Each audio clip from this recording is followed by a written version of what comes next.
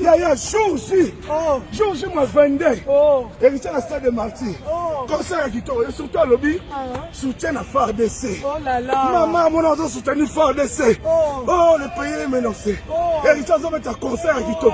Il y a un moment où il déjà n'arrive pas.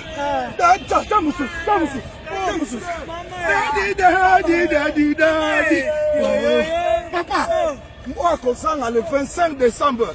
Na Stade de Martyr, c'est que local. Concert à Noël, héritier wa 9h ba porte fungwami, 10h to bandi kokota, to yembi, to bini na héritier tango yemba. Yawera sono za, leader de leader. Okotana tima ya wa to banda na kiti ya bokonze.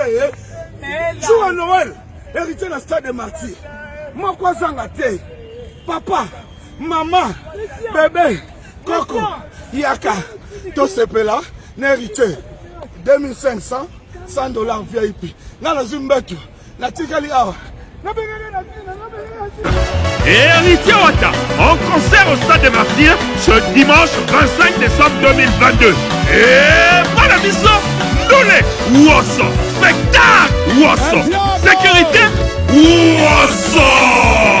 Kozangate, Noël et le monde à la Pulga, Simaya FARDC, droit d'entrée, 2500 francs place standard, $100 VIP.